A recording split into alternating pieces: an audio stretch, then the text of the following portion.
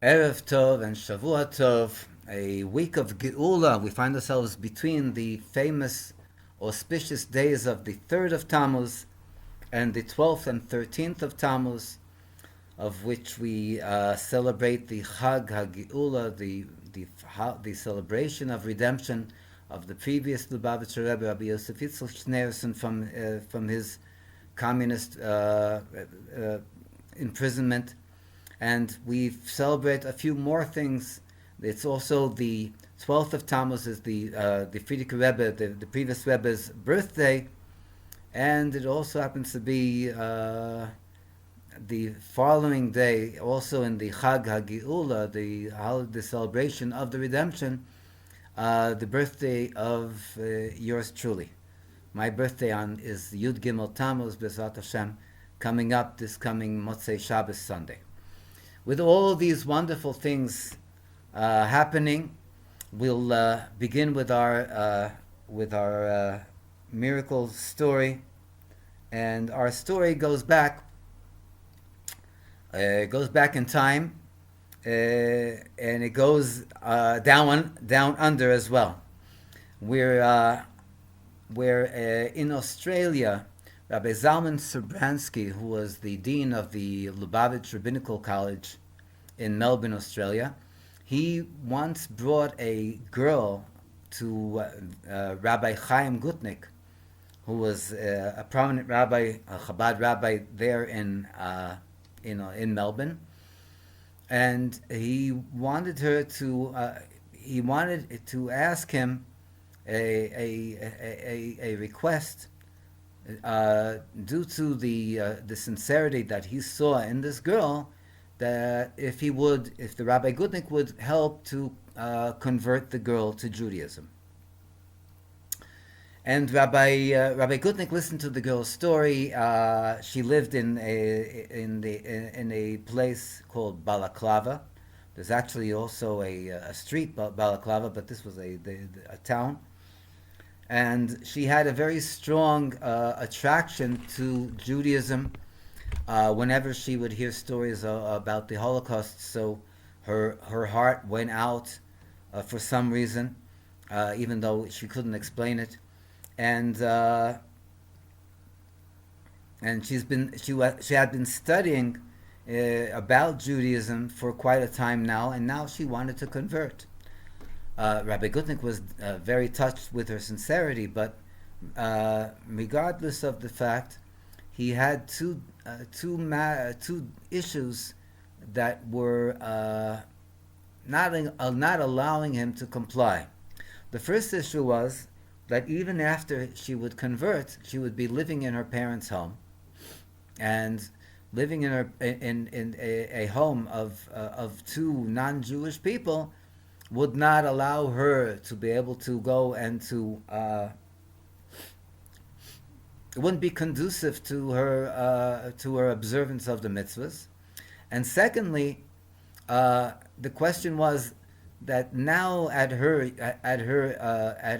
time and in her life, she was still in her younger years.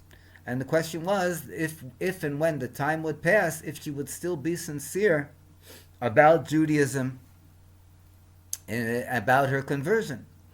And because of these two reasons, Rabbi Gutnick decided to place the idea of her converting on a hold, and to allow time to do its own, in order to see what will be in later years.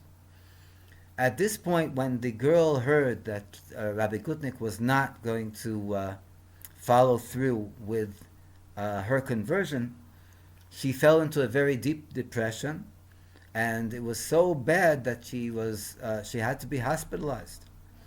When she was hospitalized, Rabbi Zalman Sobransky, kept contact with the girl. He came to visit her at the hospital, and her situation wasn't the best, and he went, Rabbi Sobransky, after visiting the girl, back to Rabbi Chaim Gutnick, and he asked Rabbi Gutnick if, due to or in light of the situation of the expression of the girl's feelings, that she was so taken back that she fell into depression due to the fact that she couldn't convert, would Rabbi Chaim Gutnick change his mind?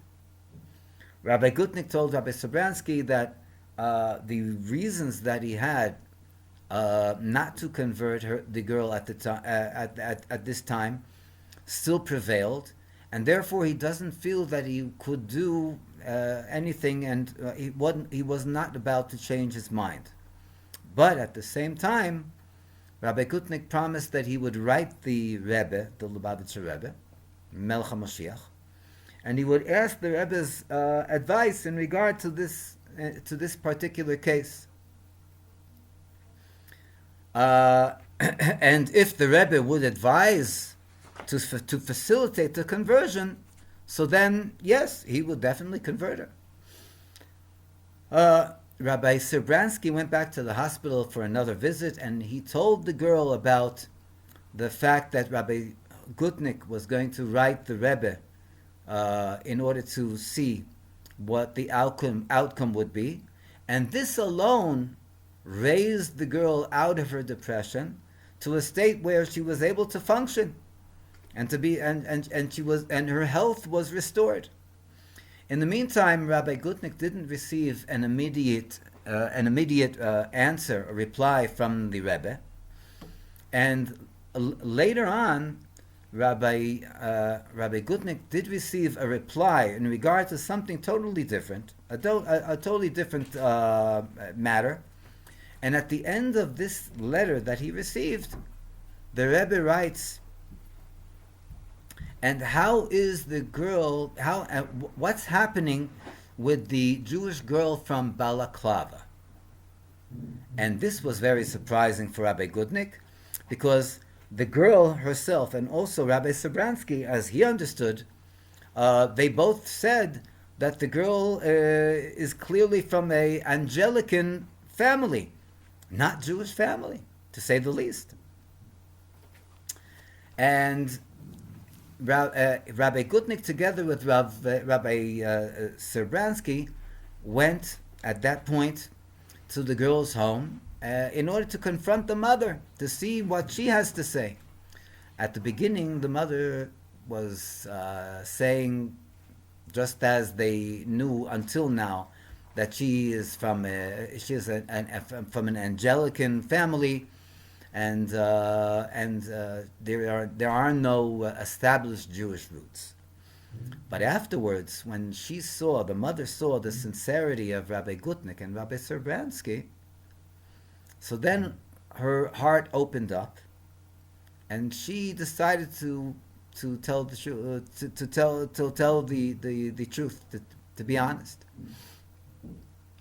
And she said that she originally came from an observant Orthodox family in England, and unfortunately, as it would have been, she, for one reason or another, decided to rebel against her parents, and she left observant Judaism, and then she married a Gentile, a non-Jew, and they moved to Australia. That's where this young lady was born.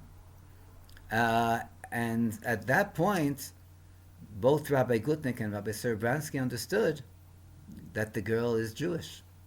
The mother said, after she moved to Australia, she totally forgot about about Judaism and about her own Jewish roots until now, until her daughter started to express interest in Judaism. And the mother said that if her daughter has serious feelings about Judaism and converting to and being Jewish, she had no qualms, or she had no problems with the fact that her daughter would become observant. When this was heard, so both Rabbi Gutnick and Rabbi Sobransky made an order for the girl to be able to be absorbed into the Jewish community in Melbourne, and she was put up by a Jewish family, and she started to learn more and more about Judaism, about her own Judaism that this is, and about the observance of the commandments of the Torah, to the extent that she became a wonderful, observant young lady.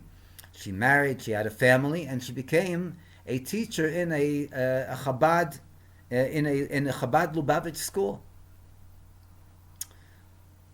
Everything sounded so right in place, but Rabbi Gutnick still was bothered with one thing.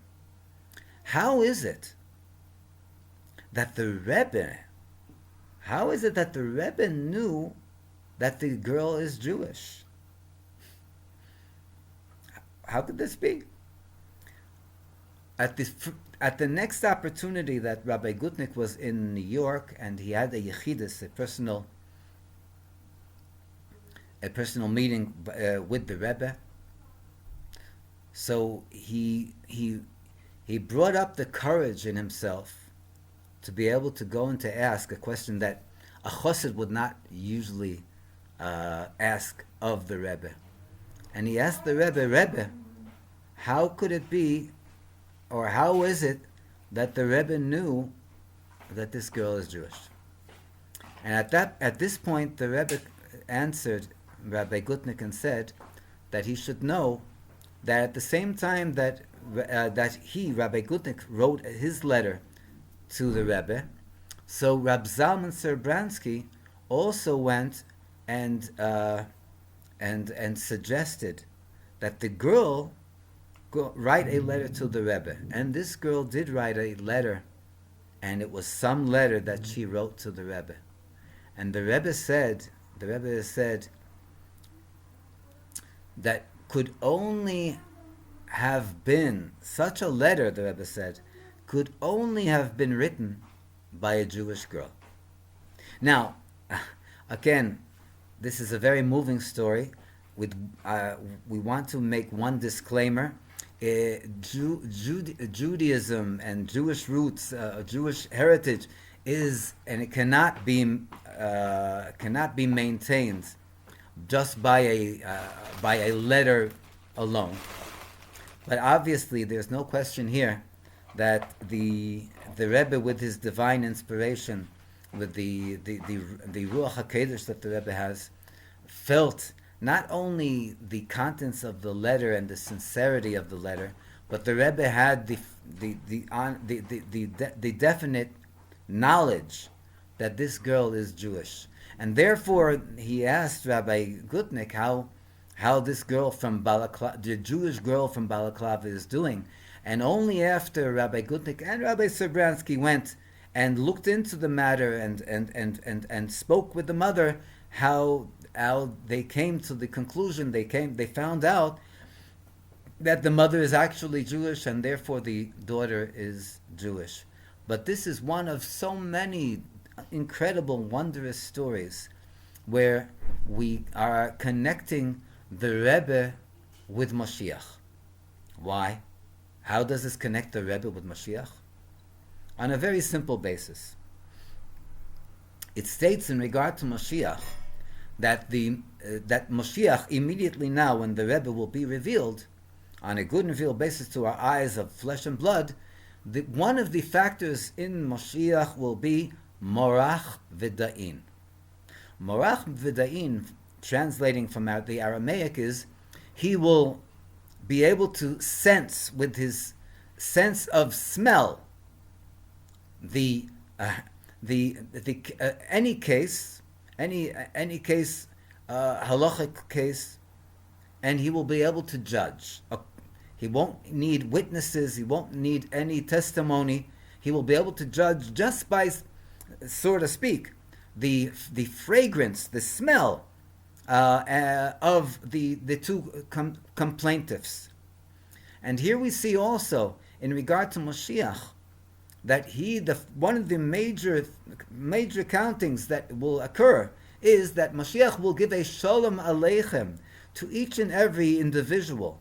And every Jewish individual will be told of their lineage. what tribe, what shevet they are connected to. And therefore, we will know for sure, definitely, who is a Kohen, who is a Levi, and who is a Yisrael, and from what tribe, from what shevet the Yisrael is coming from. Let alone people that might have thought until now that they're not even Jewish, and they'll find out about the fact that they're actually full-fledged Jews. And this is the concept of Moshiach. And here we see that this is already revealed even at the eve of the Geula, with the even before the full revelation of the Rebbe Shlita Melech Ha'Moshiach. And this only strengthens our emunah, our belief and our trust, our bitochen, in the words that the Rebbe tells us about the fact that we are the last generation that was in Golus, that was in exile, the first generation in the Geula, in the redemption, and it should be on a good and revealed basis, teichef umiyad, mamish, mamish, mamish, immediately now. Yichi Adonenu, Moreno, Verabenu, HaMelech HaMoshiach, Chai V'Kayom, Le'olam Voed. Amen.